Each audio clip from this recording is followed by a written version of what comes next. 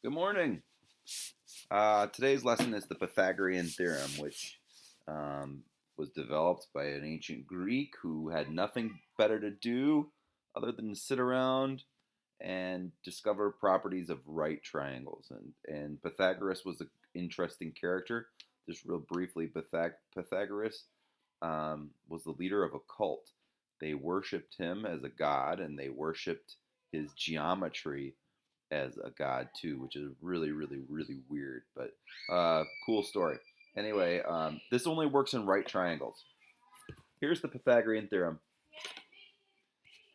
a squared plus b squared equals c squared. And if you guys heard, my daughters are fighting upstairs, screaming and fighting. So, yeah, good thing you're there, and not good thing you're there and not here. Anyway, a squared plus b squared equals c squared. C squared is always the hypotenuse of the right triangle. Uh, you know it's a right triangle because it has a 90-degree angle.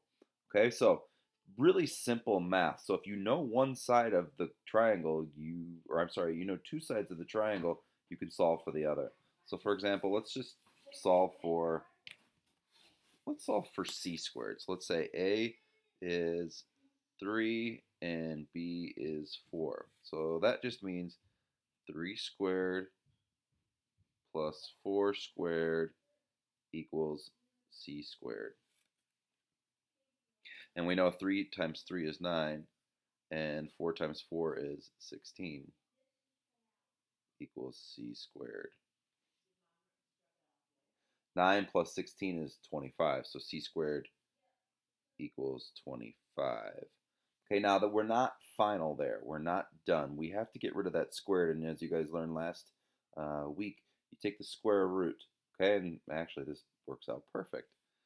Square root of c squared and square root of 25. The square root of c squared is just c, and the square root of 25 equals 5. Okay, now, if by chance they give you, let's say we use those same numbers since I know that that's a perfect square, and let's say they give you this. Actually, no, this won't work out, but that's okay. Uh, Same premise. We're going to say a squared, because we don't know what a squared is, we're solving for it, plus 4 squared equals 3 squared. So a squared plus 16 equals 9. Now, we have to make sure that um, actually, this is a horrible, horrible example. I'm going to change this. Why was that a horrible example? Mr. Fleming's rusty. The hypotenuse can never, ever, ever be smaller than the side. It's the longer side. Duh. So let's say it's 5. Okay, so that would be 25 instead of, so let's say 5 squared. Okay, so now we're going to subtract. And if we subtract 16 from 25, we get a squared equals 9, which works out perfect again. Now, we cannot use that. We cannot use that as our final answer. We have to get rid of the squared. So to get rid of that, we take the square root of a squared equals the square root of 9, and a equals 3. Okay, that makes more sense. Duh. Okay, so remember the hypotenuse has to be longer than the rest of the other sides. Um, I can see Abby right now in my classroom saying, "Mr. Fleming, that's not right."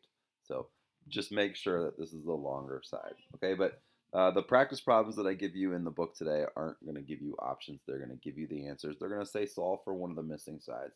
And all you have to do is use this lovely formula. Hope you guys have a great day. Miss you guys, and stay healthy.